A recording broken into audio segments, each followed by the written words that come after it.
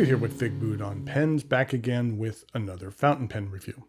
It's nice to see when pen companies make progressions, and I feel that what I have for you today is just that, a progression for this company. Today I have for you the latest release from the Taiwanese brand Laban, and that would be the Formosa. What I'm going to do today is go over the parts and features of the Formosa, talk about what I care for and what I don't care for about this pen. I'll show some measurements, size comparisons, and provide a writing sample. Thanks go out to the good folks at Laban for providing this pen for review. The pen arrives in this slide-out box.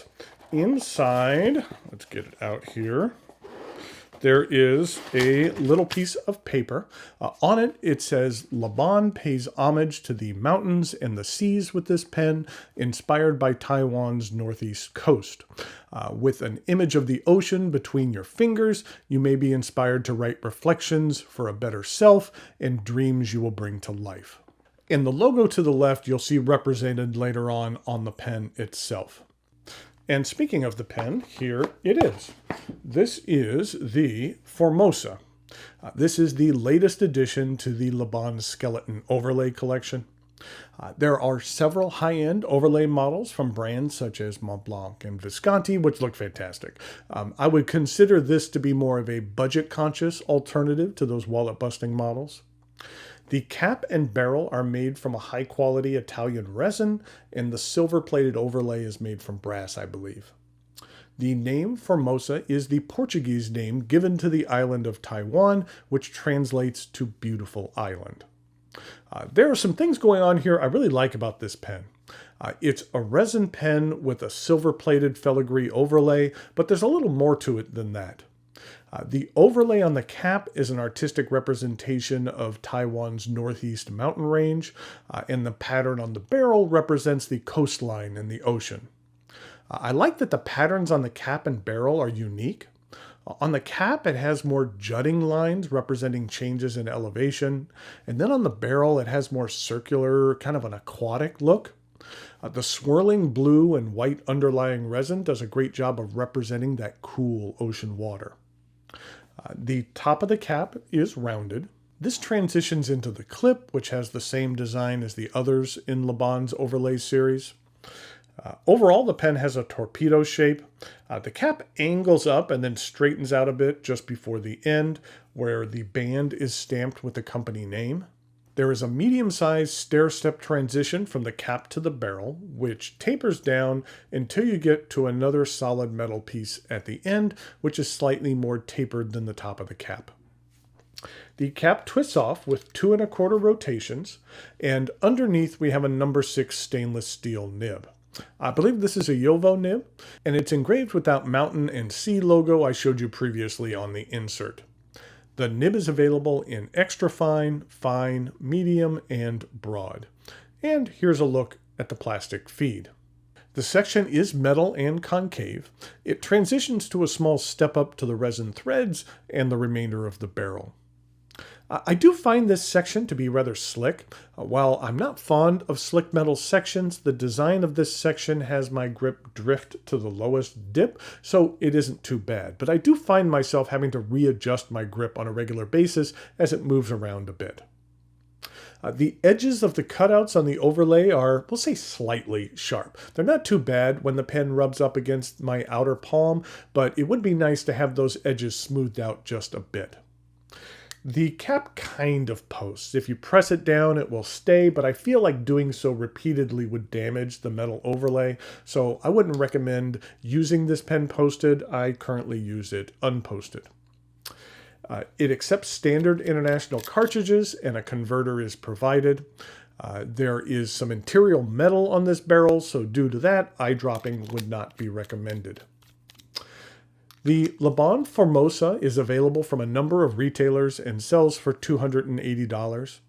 This price is a bit higher than some of the other models in their overlay series, but I feel that this model brings a little bit more to the table. I like the more intentional representative design elements that were brought into this model, and the underlying resin is really nice on its own. A pen completely made from that material would look great as well.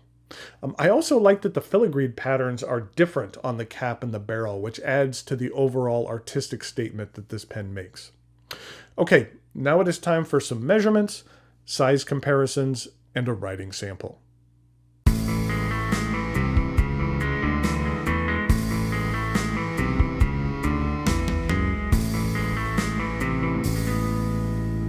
Here we go with some size comparisons for the Laban Formosa. I just wanted to give you another close-up look. I really do like that filigree look, and the underlying resin is cool as well. So I think it's a really interesting combination. In regard to some size comparisons, here it is with their rainbow overlay. And then here is one of their original overlays. And I'm sorry, I can't remember the exact name of that particular pen. And then this was the Laban Soul. And then in regard to a couple of other pens, here it is with the TWSBI VAC 700 Iris and the Platinum 376 Yamanaka. And here it is with a Lamy All-Star. In regard to uncapped comparisons, here it is with the Soul, and here it is with the VAC 700 Iris, and here it is with the 3776 Yamanaka.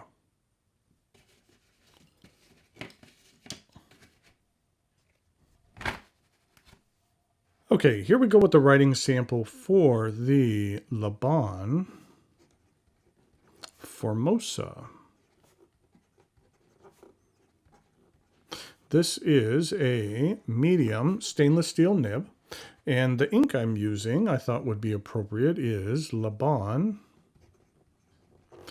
Artemis Navy Blue.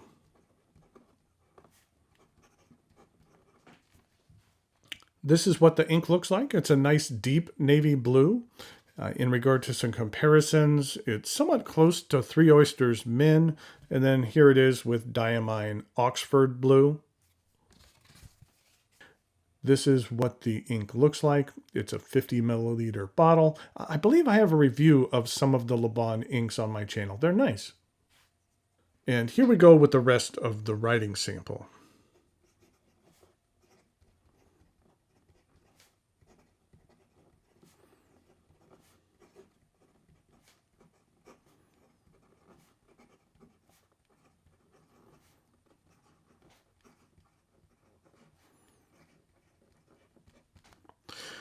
This stainless steel nib is pleasant. It has a hair of feedback to it. You're not going to get a lot of line variation out of it.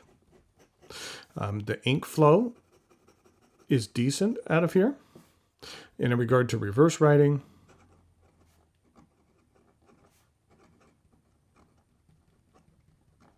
it is rather sharp.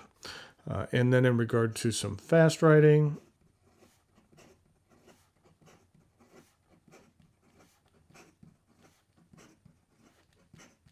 the feed keeps up just fine. So there we have the Laban Formosa. Like I mentioned, I think that this is a nice addition to their lineup, and there's some design elements in here that I find to be unique, and I'm glad to see from the company. Okay, until next time, thanks for watching, and I'll talk to you later.